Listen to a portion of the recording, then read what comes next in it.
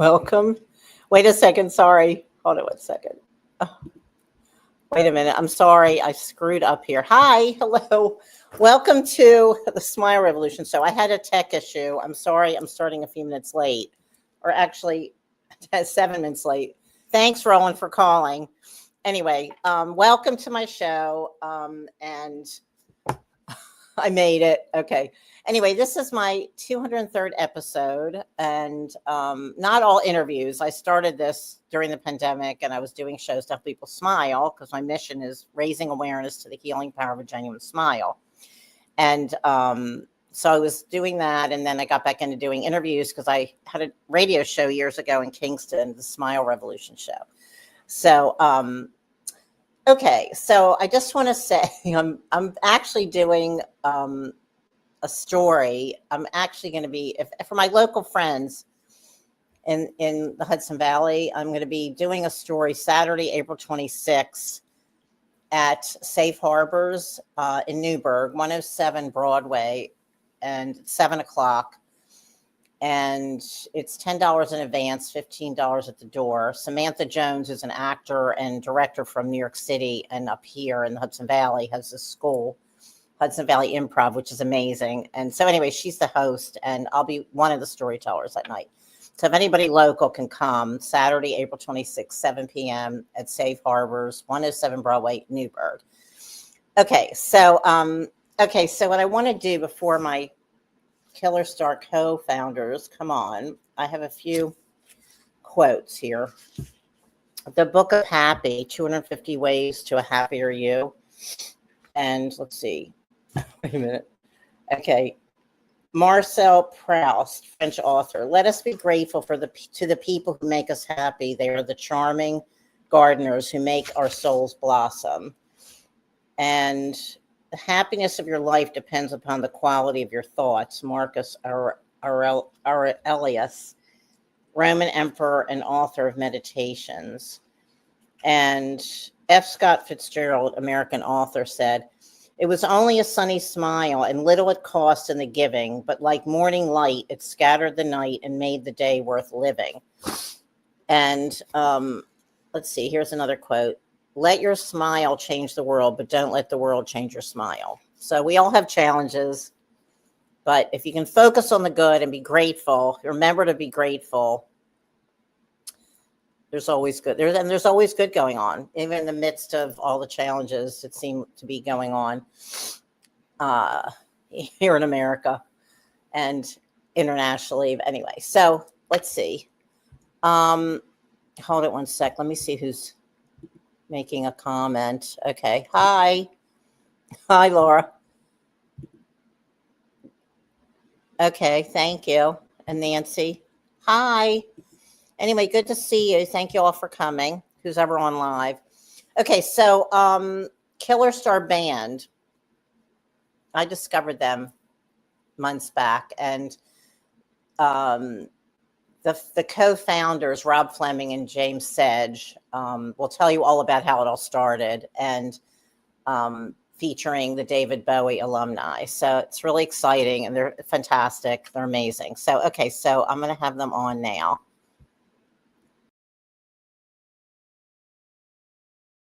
I usually only have one person. Okay. Hi, Rob and James. Hello. Good to see you. Hey, Mindy. Nice to see you. Anyway, where are you? You're all in England, right? That's right. Yeah. I was just sunny, there. Sunny Huh? England. Very sunny England. Are you in London or you're outside London? I'm in London, James, outside London. Yeah, I'm just outside of London, about a half hour away. Okay. All right. So I usually start my show with how I met my guests.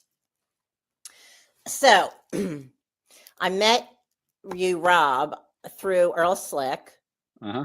That's how I found out about your band, KillerStar Band. And I won your test pressing. You did. Wow. I have to show everybody. I know. And it was a random win as well, with a random number generator. So I don't know how it happened, but I guess it was meant to be because you and I were in touch. Yeah. And one thing led to another. And well, I was in London recently, but I couldn't stay for your concert, unfortunately, because I was there for like almost 2 weeks. And then I did have tickets, to the Oh, you did? show. I had tickets. I was going to try to stay. I had 2 tickets at 100 Club. And I ended up having to go back to New York. I sold my tickets to my friends. Oh, okay. Friends went in my place. But unfortunately, I wasn't able to come. But at least I got the test pressing. Yeah. Yeah, not many of those Consolation out for there. Huh? There are not many of those about. I know. So anyway, I felt really fortunate. And I've been listening to it so much. It's so great. Thank you. It's great. Thank you. You're welcome. Yeah, it's really great. So, how did it all start? Right, a couple of years ago, wasn't it, James? Was it in the end? Was it, Yeah, I think actually we did our first song in 2021. Yeah. But then we just sat on it for about a year, thinking, Yeah. oh, that was fun. And then we thought we'd do another song. And then we thought, this is good. Maybe we should do more. So, yeah, it's probably about 2 or 3 years ago now that we really got going, wasn't it? Well, was it, you mean the concept with, not with bringing in the Bowie alumni, but just with started off as just working together? Huh? Yeah, exactly that. Started off as demo of a song. James put drums on it. There was no plan to do a band at that point. It's just basically, I'd written some songs. Well, at that point, one song, and we did a demo, full demo. James played drums, led to another song, and then one thing led to another. And basically, what happened was Emm Gryner, who sings on the album, backing vocals, who is part of Bowie alumni, she sang on it. We knew her anyway, and she just suggested, "Hey, why don't you have Gail play bass on one of these songs? Maybe she'd be interested to hear that." So one thing, Gail Ann Dorsey. Yeah. So from basically, Bowie. Yeah. Exactly. So yeah, just one thing led to another, really, and it kind of escalated with the players. But it started off as James and I. All the songs are written by us, demoed fully with all the parts, and then we added the guest players. So wait, but what was the first song that you did together? Was it on the album? You're a Chameleon. Chameleon, wasn't it? Yeah. What? Yeah. Oh yeah. So it's one of the. Okay. So it's basically when you started, you were doing rock music together because you weren't. Exactly. You were doing other types of music before, right? Yeah, I mean we've both done music forever, but right. Although we share very similar interests in music, we'd never done a project together. We just played occasionally together in a band where James stepped and drums on one of my bands and things like that. But so yeah, we'd never done a project together, and this is great because we got very similar tastes in music. It was time to do some rock music, and we'd done lots of other things which we love doing, some funk and some blues and some Americana. But then we thought, come on, let's play something that's got a bit of a heavy feel, and it's worked out pretty good. Yeah, I would say so. Anyway, all right. So that was a couple years ago. So you did one demo, and I like all your videos too. Now, who does your videos and all your artwork? I love the cover art for your albums.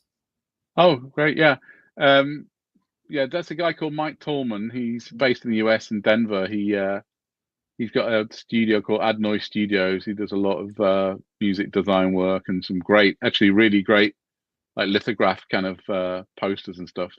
And then the videos mostly done by a guy called JJ Ehringer. Although actually 2 of them were also done by Laura Lynn Petrick in Canada. JJ is in London, and he's a really hot kind of talent in the filmmaking world, and a young guy. He's son of Dave Ehringer, who mixed the album. So yeah, got a little kind of club of people who are supporting the band with video and art.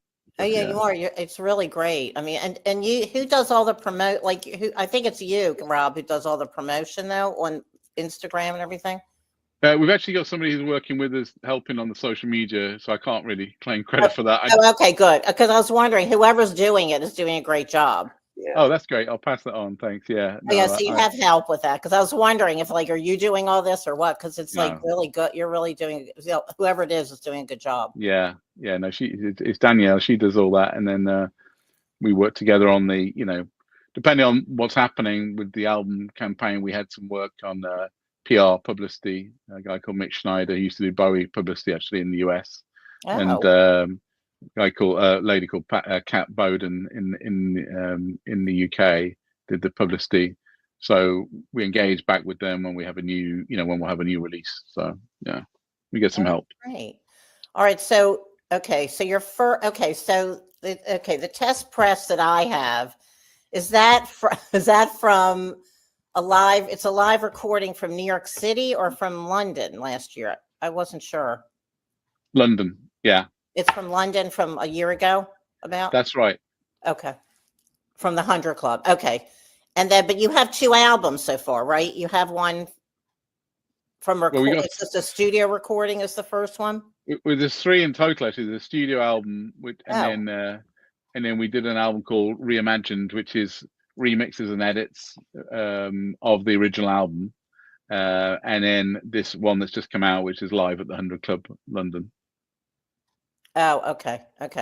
But you've done so you did one show at the Cutting Room in New York City, right? We did. And when was that? When was that, James? Last year? I think that was November, yeah. It was the 1st of November. 2024 or 23? 24. Oh, so you just did that? Yeah, it was great. I see. Yeah, it was quite a buzz playing there. Lovely venue, great audience. It's great to meet some of the American fans who can't get over to the 100 Club, and which is like our home from home, the 100 Club. We feel like the people that run it are so nice, and we were recently there a couple of weeks ago watching the Sex Pistols, which was an amazing gig, seeing them in a small venue like that. Yeah, I was actually at the 100 Club. Glenn Matlock actually invited me to. He was doing a show, not the Sex Pistols, but that was this end of February.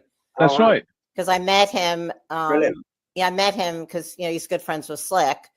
And I met him, and then it was like that night he had a show there, and he put me on the guest list. And small world, yeah. He came to our gig as well, the KillerStar gig that we just did in March. Yeah, he was there for that. Yeah, that's great. Yeah, so now he's all over the world. They're on the Sex Pistols tour. I think they're in Australia right now. Fantastic. That's right. Yeah, they were really good. They sound just like they should. Oh, good. Okay, great. Yeah, that was great. I'm so glad I got to go to the 100 Club. Even I missed yours, but it was great to go there. Yeah, it's a cool venue, isn't it? Glenn, it was really good. It was really great.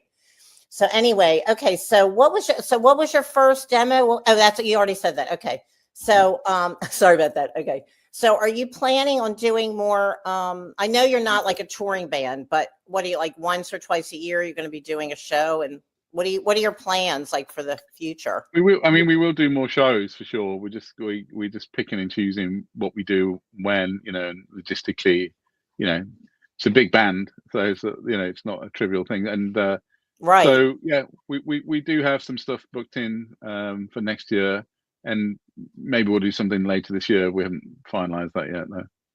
It's a 10-piece band, so it's tough. It's a 10-piece band, so getting everyone in the same place at the same time. It's not easy. Yeah.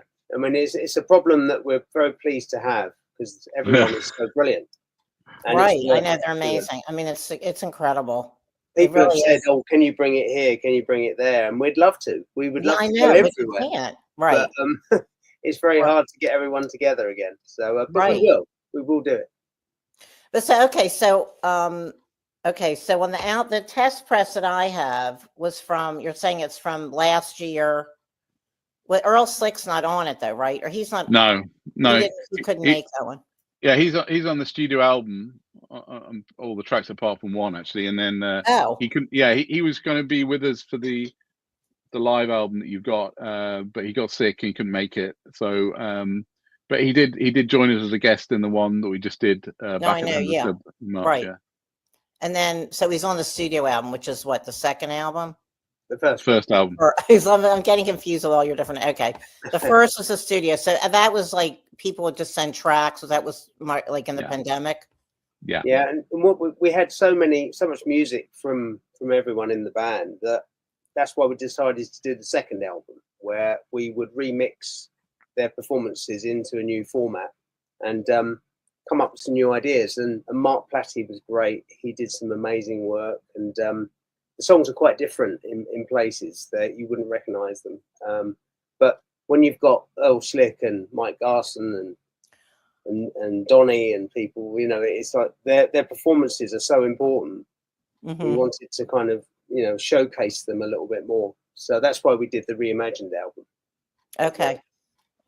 Oh, that's great. And then, so the name of the band is based on a Bowie song, the new KillerStar from 2003 from the reality tour.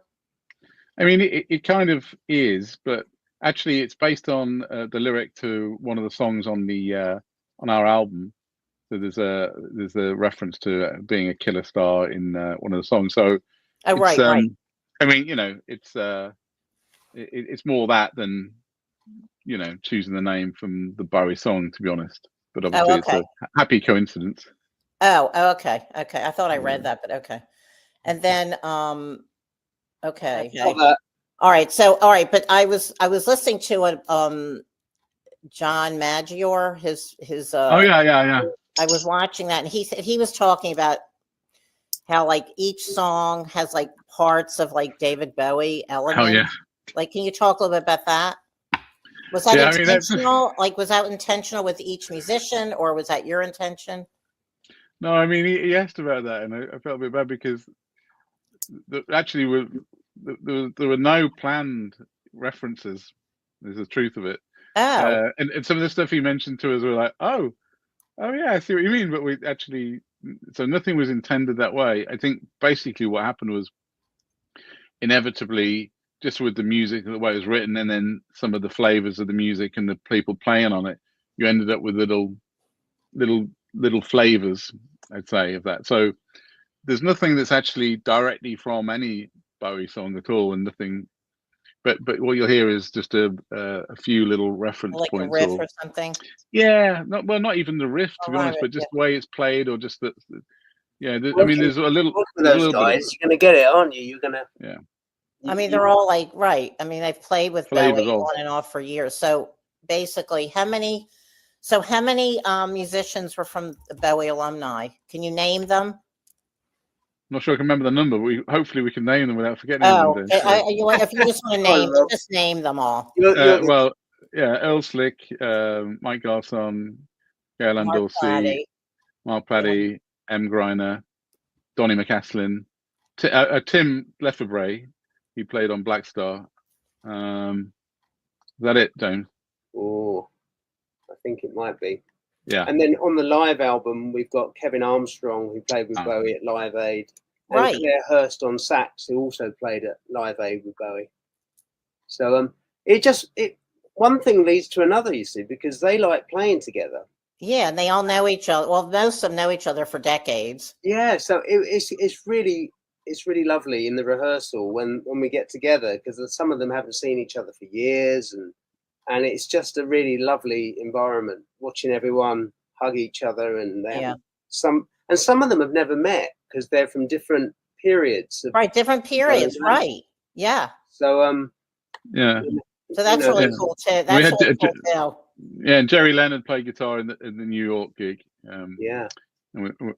It's interesting how, I mean, and I think what they've said is they've enjoyed coming back together to play brand new music. So it's not Bowie music, and we don't do any Bowie covers and stuff like that.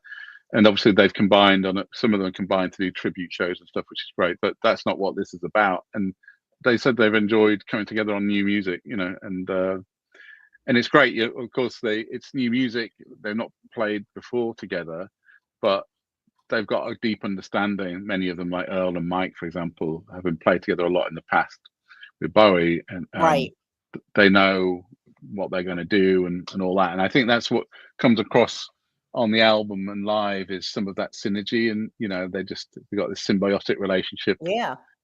From their history together, so it's lovely. Yeah, it's very heartwarming to see.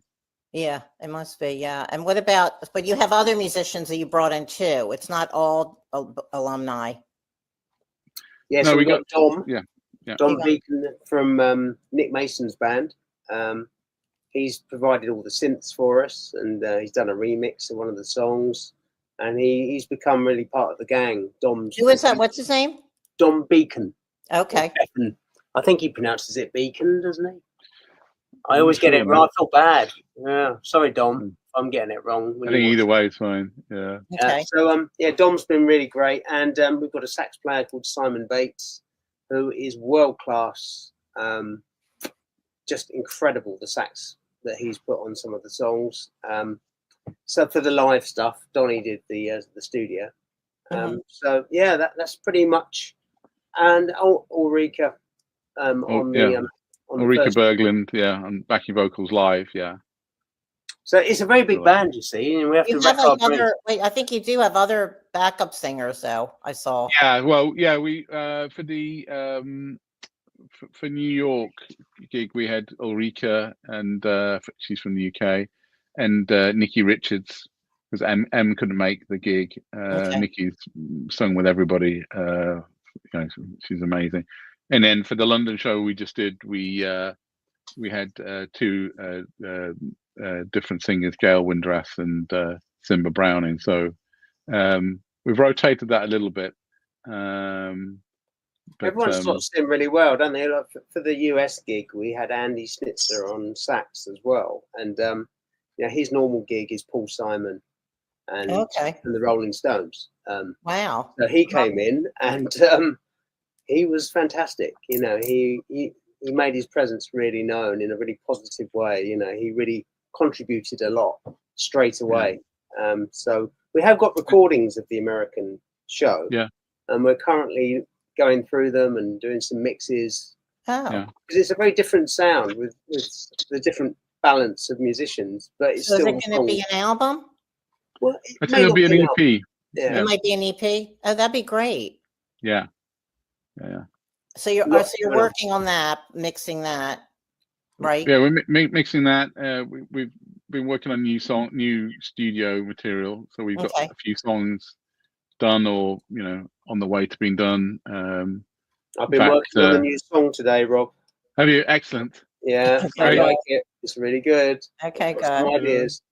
So we got in fact Slick recorded some guitar for one of the new songs when he's in London at the after the gigs that he did over here with us. So I saw that he was in the recording too. Yeah. And that was he's for done you. that. Mike's worked on it, and Jerry and Mark. So we're super excited about the new material, to be honest. Oh, good. But we're still a way off having an album completed, but that's the goal. It was great being in the room with Earl as he was creating. It's great to see someone of his caliber working, and all his ideas that he was coming up with were just brilliant. And he was really lovely to work with. Very positive. Works fast. Just lays it down, and there it is. It's done, and it sounds like Earl. It's great. Yeah, really suits our sound. Yeah, he was wearing my hat. I saw the pictures in the recording studio. So the hat that he was wearing in the recording studio, I made that. And then Friday night, I have to say that Friday night show, because I'm also a hat designer. So Friday night show, he was wearing my hat. I went hat shopping with him in London. We had an afternoon hat shopping. I know nothing about hats, but Thomas Farthing. I know, he told me. I know those other hats that he wore in the rehearsal. I think that's from Thomas Farthing. I know all this stuff. Hat talk, yeah. Well, he's totally into hats now, I know. So anyway, let's see what else. Okay, so when you do the recording again, a show again, it's like, are you going to be able to get everybody? Like even in New York, you didn't have everybody though, right? I mean, it's sweet. I think where we got a core that have always been, well, not that we've done too many shows, but we've always had Mark and Mike involved, right? I think the goal is to, hopefully we'll do that again. Well, we will be doing that again when we do the next London shows. And then I think the way we see it now is we've got basically, it's like an ensemble cast. Not everybody can be involved in everything all the time, right, but we've got people, Your main people, Yeah, exactly. Yeah, because everybody's schedules, you can't really guarantee everybody will be there. Yeah, exactly. So anyway, what else? Is there anything else you want to say about your project? Wow. The new live album is selling well, but limited numbers on the vinyl. So if anyone is interested, we've had some amazing reviews. I know. I saw your reviews. They're great. It's so inspiring for us.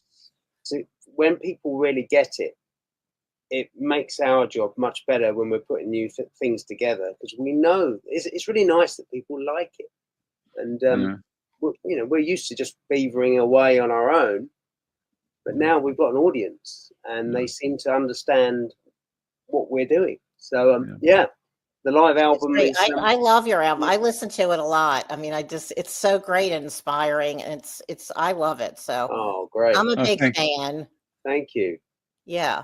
And so where can they get it? Okay, so they can get it at Rough Trade, right? The album. Well, I mean, the studio album's available in quite a few of the usual places like Rough Trade and so on. The live album at the moment's only through the label store. So there's a vintageleaguemusic.com. There's an online store. All our albums are on there, including the live album. Vintage what? Vintage League Music. Vintage League. Okay, because I'm gonna have to put that down on that thing. I can send it you. Yeah, send it to me, and I'll add that when I do the show. Okay, live. Yeah. All right, so it's Vintage League Music.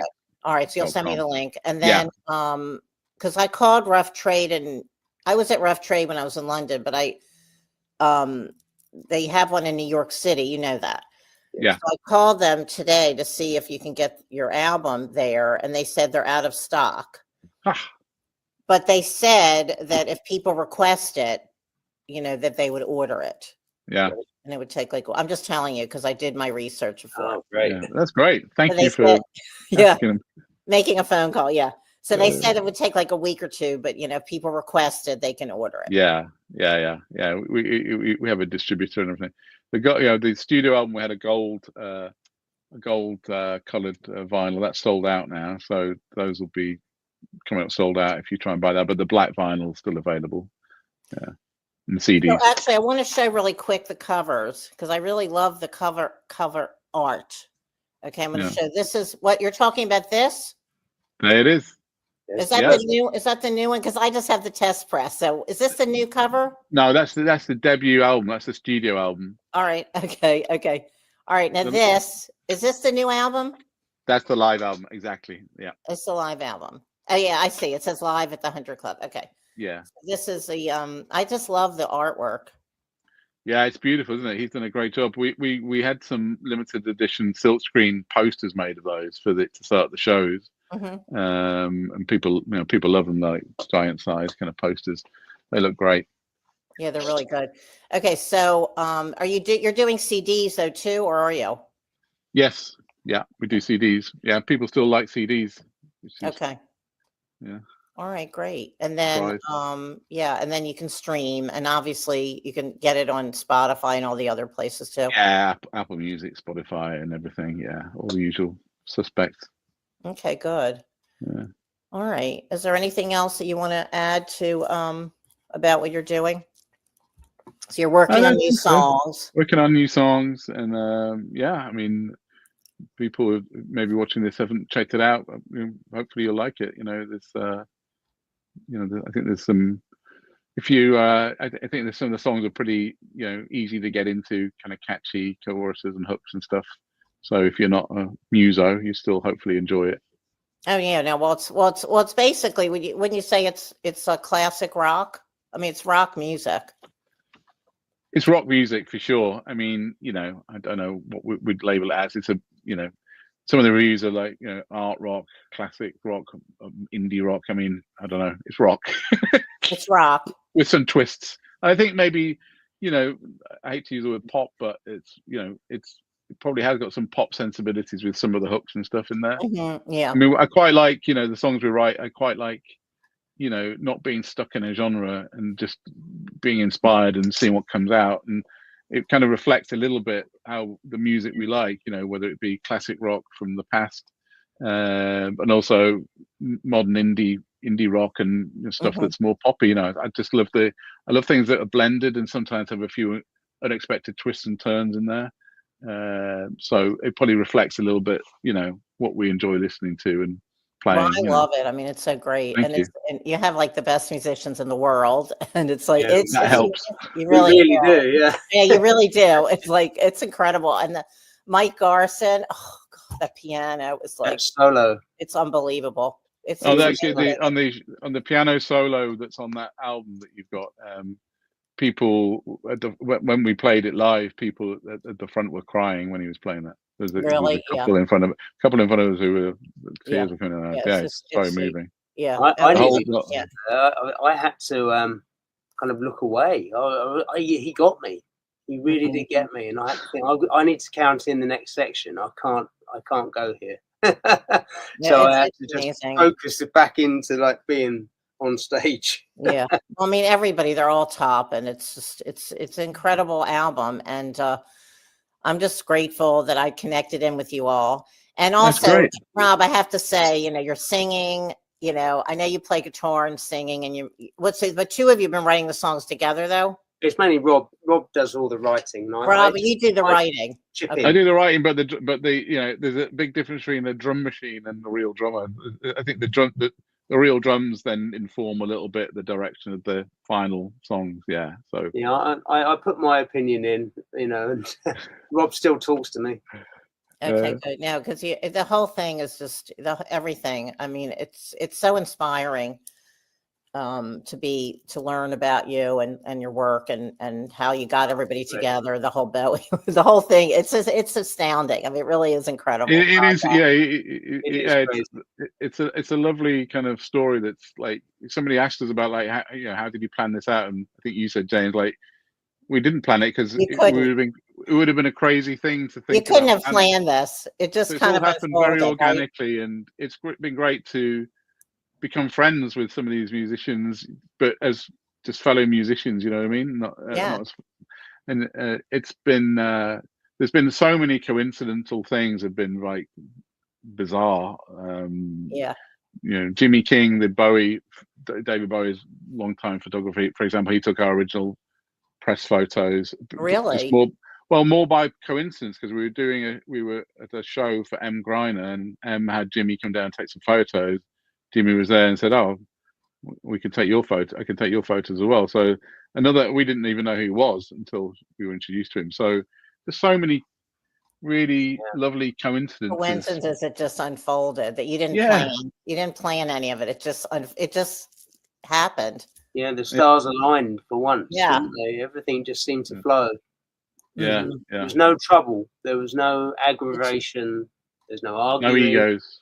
It was great. Everyone just played their socks off. Yeah. So it's really neat to see, and hopefully I can get to one of your live shows. Oh, I hope so. We will do some more.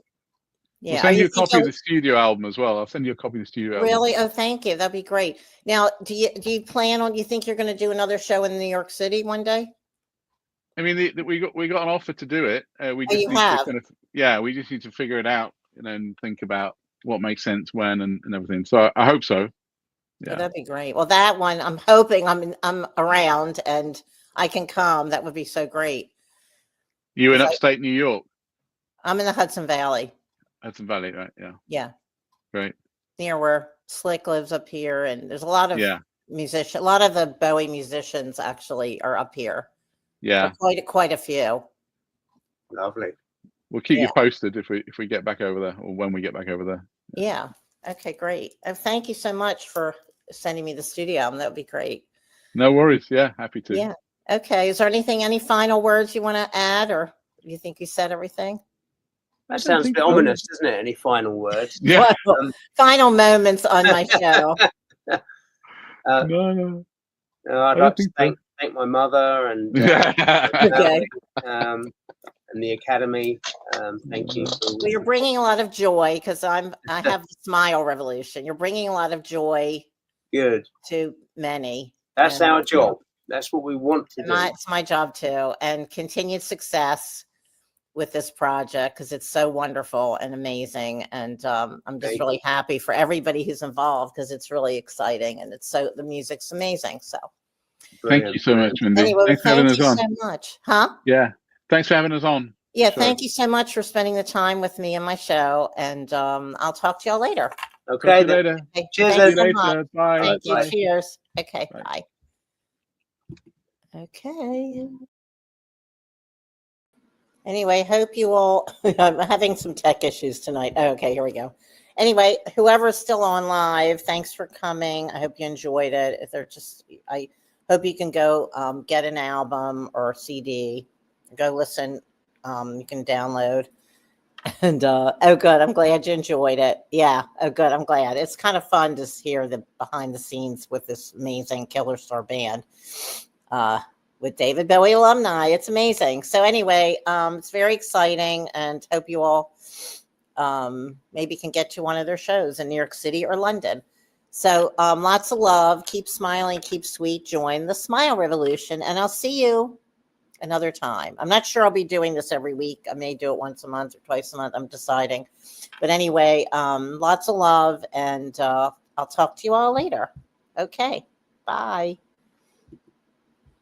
Wait, set outro. Yeah. Okay. Let's go.